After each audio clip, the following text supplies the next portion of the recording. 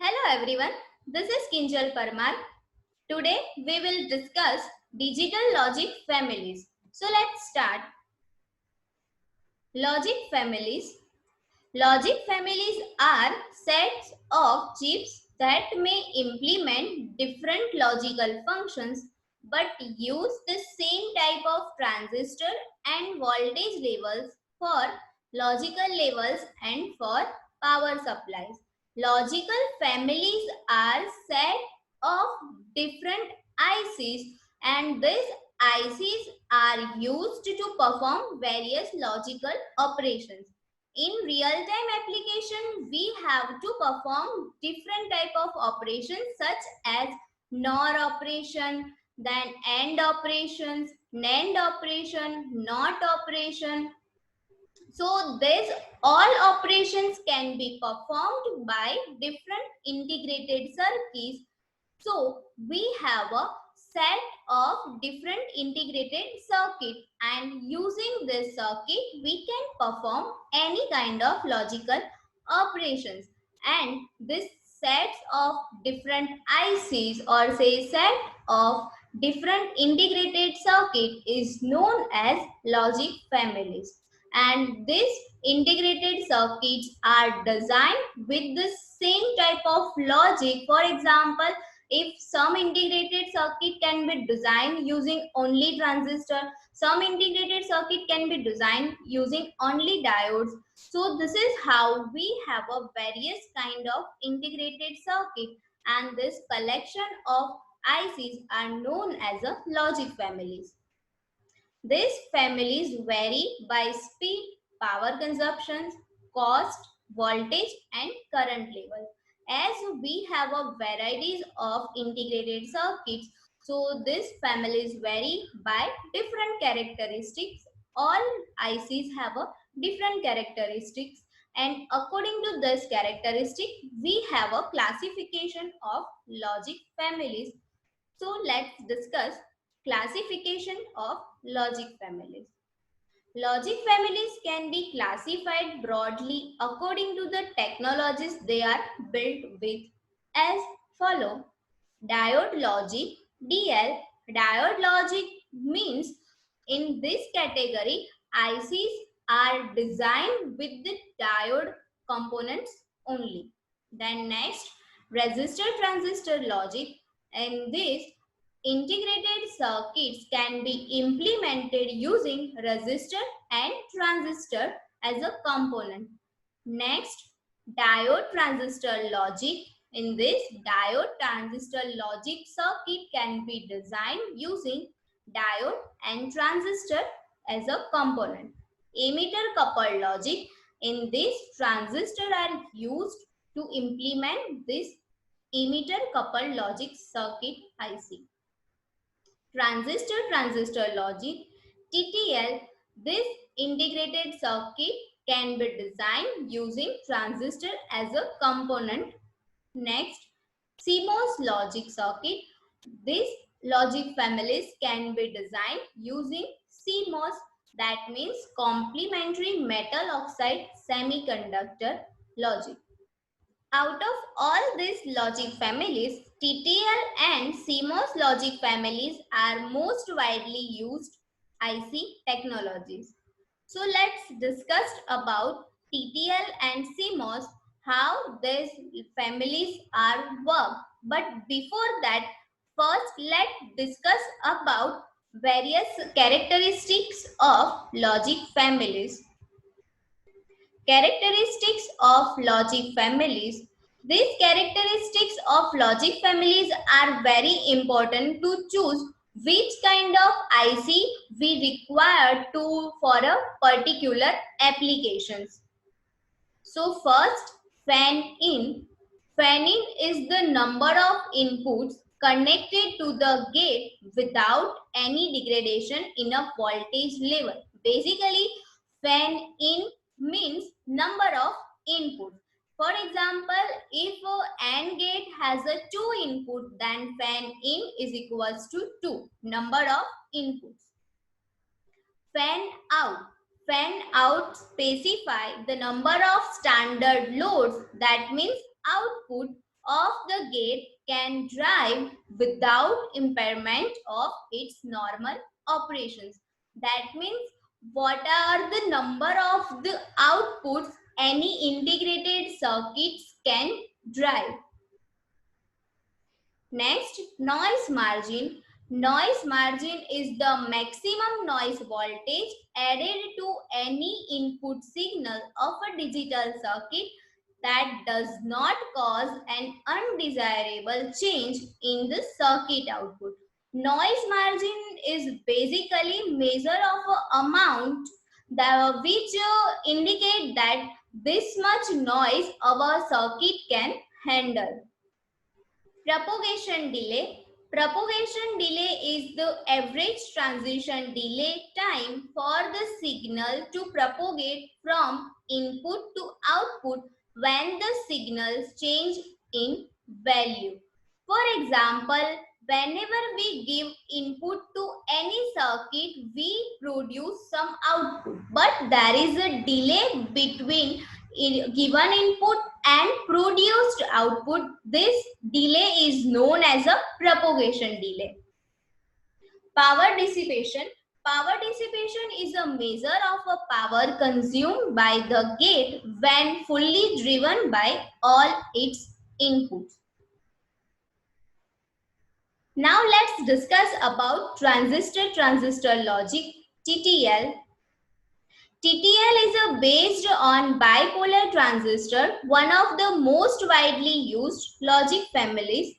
It can perform many digital functions and have achieved the most popularity.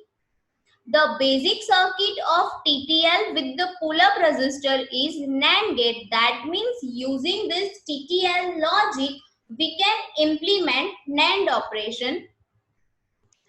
Typically operated from a 5-volt power supply, less noise immunity, power dissipation 10 milliwatt, fan in of up to 6, fan out of up to 10, and propagation time delay is basically 5 to 15 nanosecond.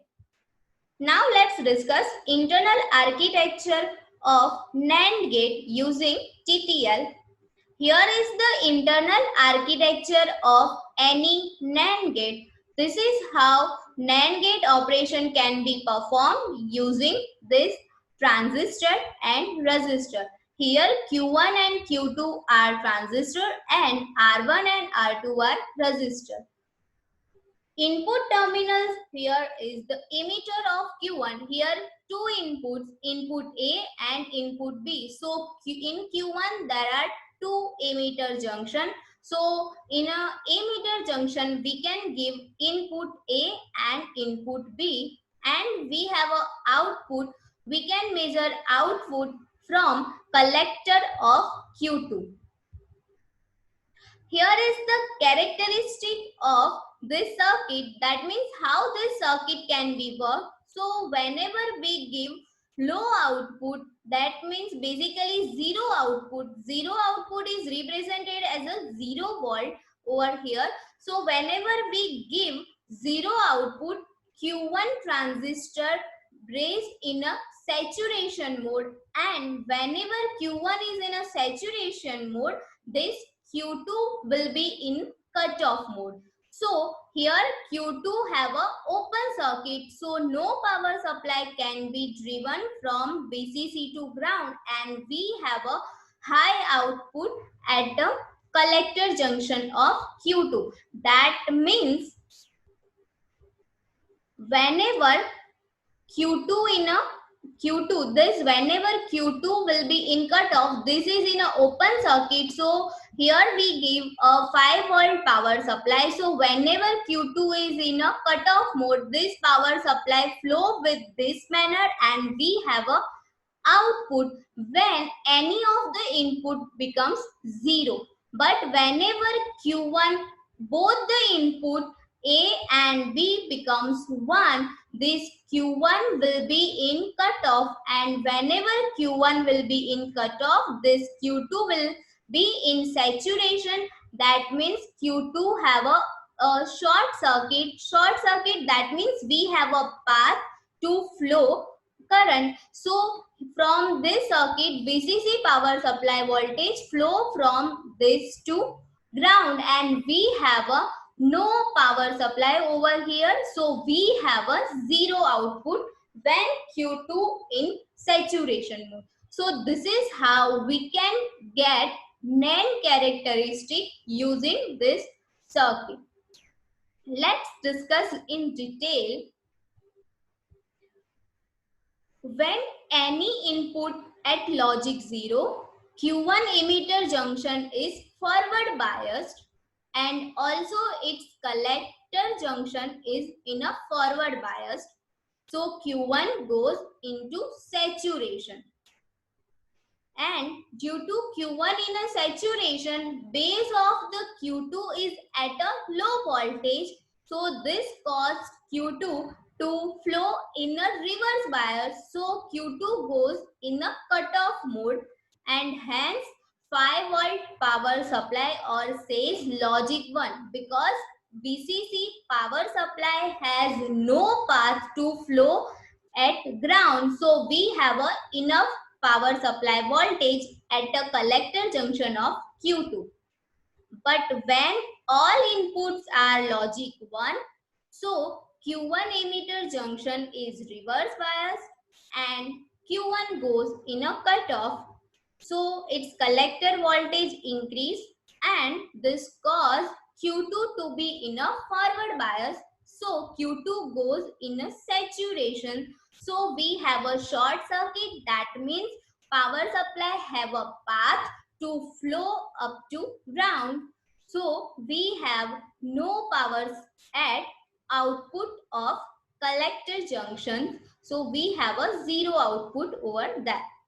So this is how TTL NAND circuit can work.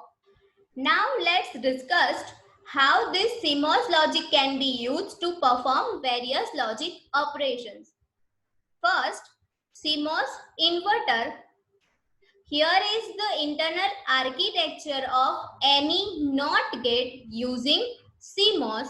So here Q1 is a N-channel MOSFET and Q2 is a P-channel MOSFET, and Vin, that means input is given to both the MOSFET, and we have a output from Vout.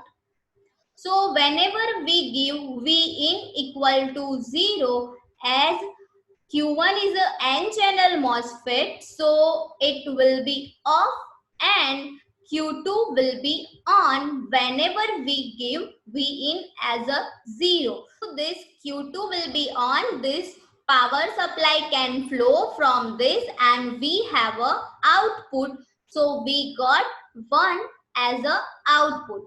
But whenever this Vin is equals to 1, this Q1 will be on and this Q2 will be off.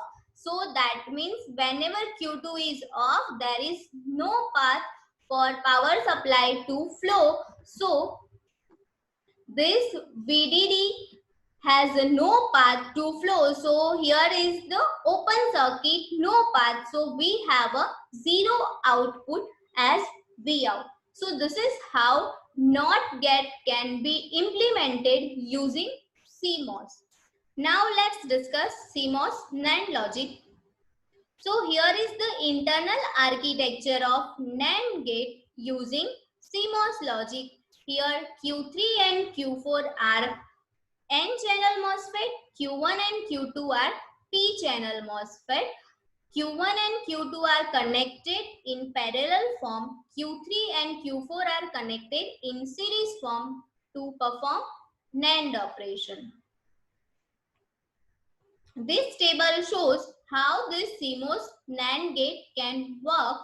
So when A, B both are 0, this Q1 and Q2, when A and B both are 0, this Q1 and Q2 will be on. That means this VDD has a path to flow. So from this to this, and at Vout, we have a high output whenever Q1 and Q2 will be on, for A and B equal to 0. When A equal to 0, then this VDD has a path from Q1 to V out. So we have a power over here. So we get high voltage. So we have a 1. When B is equals to 0, we have a Q2 as a on. So VDD can be flown from this to this. So we have a output 1 over here. But when both A and B become 1, this Q1 and Q2 will be off. So this VDD has no path to flow. So we got 0 output over here. So this is how CMOS NAND gate can work. CMOS NOR. This is the internal architecture of NOR gate using CMOS logic. This Q3 and Q4 are N-channel MOSFET. Q1 and Q2 are P-channel MOSFET. Q1 and Q2 are connected in a series. Q3 and Q4 are connected in parallel form. This table shows how this circuit can work as a NOR gate. So whenever A and B both are 0, this Q1 and Q2 will be on. This Q1 and Q2 will be on. So we have a path for a VDD to flow. So from this VDD can flow at V out, and we have a high voltage over here whenever A and B both is 0. But when A is 0, so this will be on, but when B is equals to 1, this will be off. So this VDD has a path from Q1, but it cannot pass from Q2 because as B is equals to 1, this Q2 will be off. So there is no path at V out. So we have a 0 output. When this A equal to 1, so Q1 will be off. So this VDD has a no path to flow at output side. So we have a 0 output over here. Then when A and B both are 1, then this Q1 and Q2 both will be off. So again VDD has a no path for to flow, and we have a 0 output at V out. So this is how CMOS NOR gate can work. Now let's discuss about another logic. This is tri-state logic. Tri-state logic exhibits 3 states. 2 of the states are logic 1 and logic 0 as in a conventional, and the third state is a high impedance. High impedance, that means basically open circuit. So from one end to another end, no current, or says there is no voltage between them. The high impedance state behave like an open circuit, which means that the output is disconnected and does not have a logic significance. Basically, this is the graphical representation of a tri-state logic. We have a 2 input, normal input and control input. When C is equals to 1, that means whenever control input is equals to 1, then we have a path to flow our normal input A to output side. That means whenever C is equals to 1, we have a Y output is equals to A, and when this control input is equals to 0, then this circuit will be in high impedance state. So we have a open circuit. So normal input cannot be flow with this circuits, and we have a high impedance state output. So when C is equals to 1, if input is 0, then we have a output 0, and if input 1, then we have a output 1. But whenever C is equals to 0, then whatever the value of A, here this cross means any value 0 or 1. So whenever C is equals to 0, for any value of A 0 or 1, we have a output in a high impedance state. That means there is no logical significance over here. So here we discussed about various logic families and characteristics of logic families. Also we discussed about TTL and CMOS logic. Hope this is helpful to you. Thank you.